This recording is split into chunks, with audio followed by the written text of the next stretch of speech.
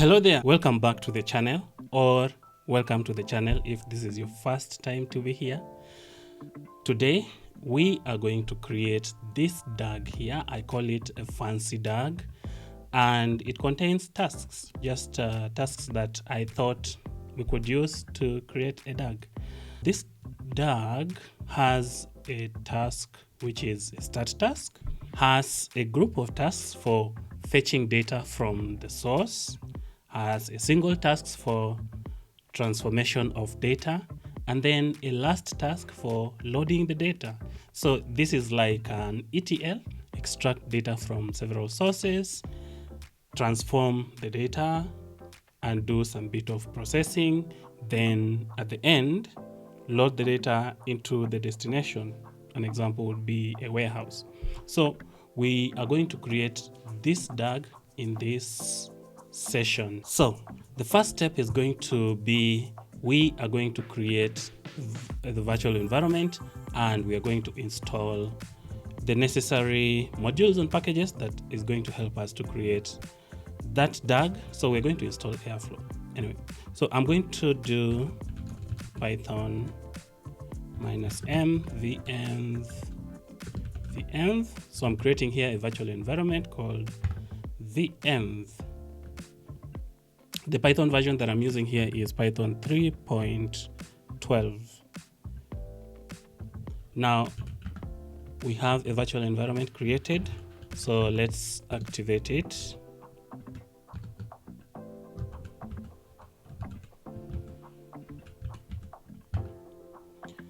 And now that it is activated, we are going to go through steps that are going to help us install virtual environment. So the first step would be to create Airflow home variable. So we're going to export Airflow home, and here I'm saying export it as the working directory.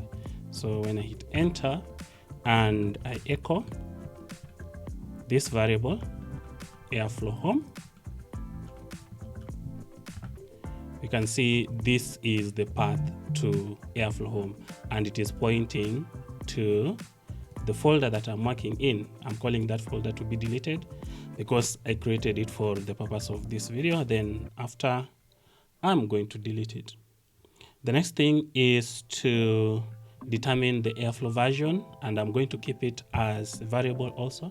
So the Airflow version that I want to install is Airflow 2.10.5. So here we have the definition, Airflow version equals to 2.10.5. And also if you do echo $, then Airflow version, you're going to see the output being 2.10.5.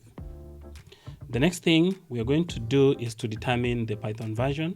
I'm going to pick my system Python version. So if I do Python -v, you can see that I'm using Python 3.12.2, sorry. So I want to store that in a variable. Based on the documentation, I can use this as a command to automatically fetch the version of Python from my system and store it in this variable Python version. So if I do echo $ Python version, we can see it is 3.12, and then there is an N. There is something we need to fix here. I think we don't need this. I'm going to tap up, remove this /n, enter, tap up again. Let's check the Python version. Yeah, it is 3.12. You could also just try it. You could also just do Python _version being equal to 3.12. But I'm using this because I just fetched it from the documentation. So if we echo, if I did that and then we echo Python version again, we can see that it is still 3.12.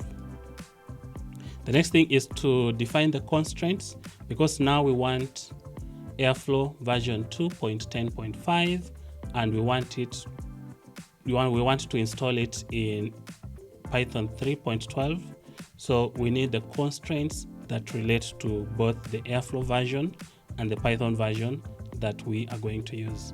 So we are going to define the constraint, and this is how it is defined from the documentation. So the constraint here, we are fetching it from this link. This is GitLab user content, it's in airflow, and then the constraint will now depend on the airflow version and also the Python version. So I'm going to enter this, then I'm going to echo $. The constraint URL is going to be this. So we're seeing raw GitHub user content, Apache Airflow constraint 2.10.5, that's the version of Airflow, and then another constraint 3.12 version of Python. And then now that we have that as constraint, we can now install the Airflow or in our virtual environment. So I'm going to do pip install Airflow version and constraint. So here we have pip install Apache Airflow with this Airflow version, and then this constraint URL. I'm going to remove that /n, then I'm going to enter.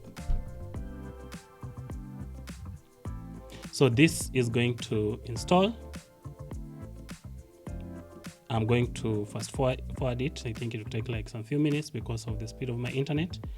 And when it's done, we'll continue.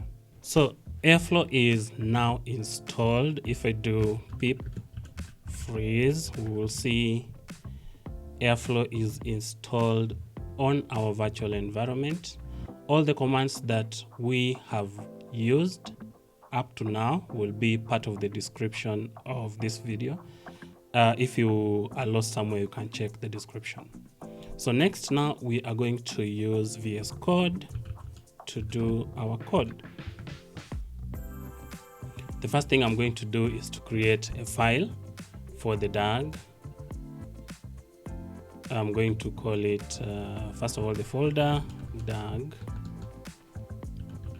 DAGs. And then inside the DAGs, I'm going to create a file and I'm going to call it fancy dag.py.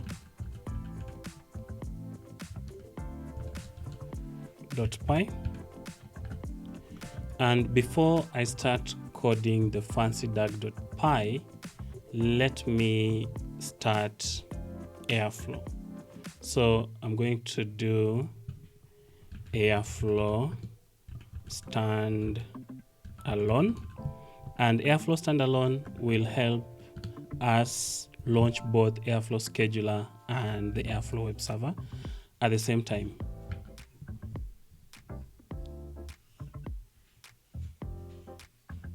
And also it's going to use the Airflow home that we created so that every other assets or artifacts that Airflow needs will be in the same folder of Airflow home. So you can see them being created here in real time as I'm speaking. So Airflow is installed and we can access Airflow through this username, admin, and password. So let me go to that link. So that is localhost 8080, and then the username is admin. The password is kind of lost. We can still find the password here. Yep. So username is admin, and the password is in a file called standalone admin password. So I can do admin, and that is the password. So the first interface that we're seeing that we are not supposed to use SQLite in the production environment. We are also using sequential executor. We are not going to change these settings because it's not in the scope of the video, but we're going to change this because it is showing us example DAGs. So I'm going to open let me just make this full screen. We're going to open the Airflow CFG, and then I'm going to search for examples. examples. So here we see a variable called load examples is true. I'm going to turn that into false. Then I'm going to restart this. So I'm just going to hit Ctrl C to shut it down. Then again, airflow standalone. So when I hit refresh, something's wrong. Oh, it is still loading. So hit refresh. Now we don't see any DAG available. Yes, we have a file called fancy DAG, but it is not defined as a DAG yet. So the first thing we're going to do is to import dependencies, and the dependency that we're going to start with is the DAG. So I'm going to import to use decorators, and that's why I'm calling this DAG a fancy DAG, because it's going to use fancy stuff, not normal definition of the DAGs that we have known since the beginning of Stone Age. So airflow. So from airflow.decorators, I'm going to import DAG. And then let's define the DAG. So at DAG, so this is the decorator that I want to use. And the DAG should have like a start date. And the start date here, I'm going to use date time. So I'm going to import also date time from date. From date time, import date time.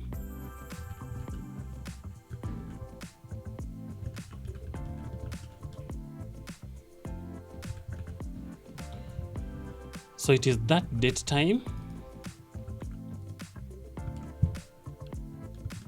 that I'm going to define the date. So this is going to be 2025 as the year, February 28th. Okay. Then I want to define tags. So this is like a daily DAG. So I'm going to call it daily, so that when we are searching them through tags, we know we can just search it quickly. Fancy, tag for fancy. The next thing I want to do is to also define the owners. So here the owners that I have are 2, and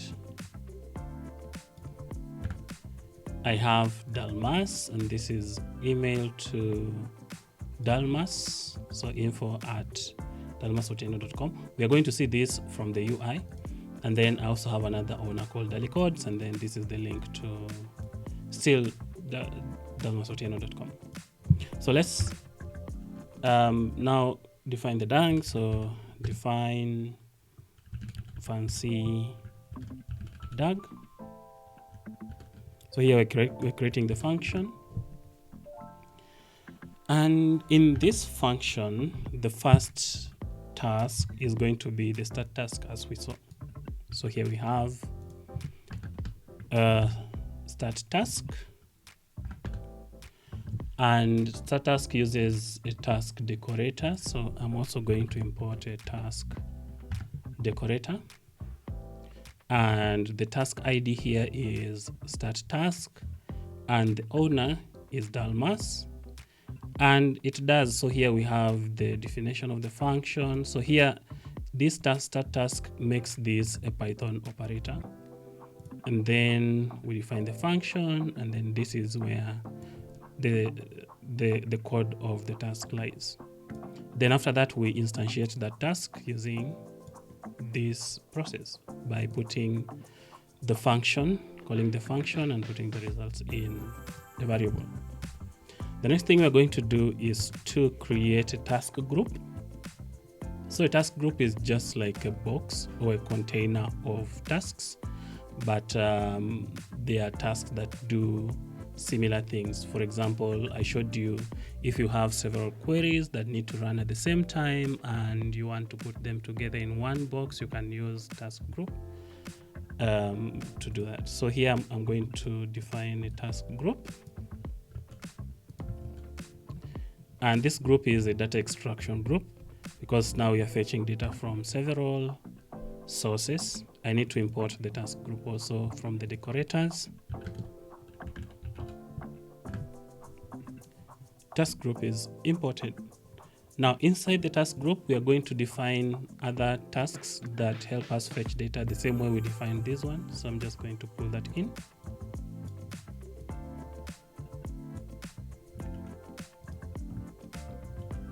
So here we have the first task that we are defining is of a task ID extract from source 1 to S3. So the assumption here is we are extracting data from a source and loading it into S3. So we have extract from source 1, extract from source 2, extract from source 3. It is kind of the same kind of code. The owner here is Dalmas, the owner here is Dalmas, and so forth. And it's the same task definition. Also, we are instantiating the task the same way we did for the first task. So what we're going to do next now is to instantiate the task group. So here I have my group. Voila. So now we have the start task, we have the group. The next thing we're going to do is the transformation task. So I'm going to pull in the transformation task. And the transformation task here, we have the task ID as the transformation task. Still the owner is Dalmas. Define the task as usual as the way I defined it up here. And this is how I instantiate it. If you don't do this, it's likely that the task is not going to show up on your UI. Then the last task is the load task. So we have here load task the same way as the other definition of the task. Now we need to create the dependency where we define the relationship, which tasks are upstream and which tasks are downstream. So I'm going to use chain in this case. So I'm going to import chain. So from airflow.utils.helpers, we're going to import chain. And then we're going to use chain to chain the tasks. So here I'm going to have chain. Remember the chain, I'm defining it in the same context as the DAG, in the DAG, but it's going to now define, we have our load task is here being the last one. The second last is the transformation task. And then the data extraction for the group comes, and then the start task is the first one. So what we expect is start task to start, then the extraction group to all run in parallel. Then we have the transformation task to run after the extraction is done, and then the load task to run last. Then now our fancy DAG is also instantiated here as the fancy DAG. So now this is the definition of our fancy DAG. Now we are going to check. I'm going to refresh and check if my DAG is created. Yes, the DAG is created. When we click on the DAG, we have the DAG having the tasks as expected. And we can also look at the graph. We can see, yes, there is a start task. There is this group here, we call the extraction group. And we have the transformation task and the load task.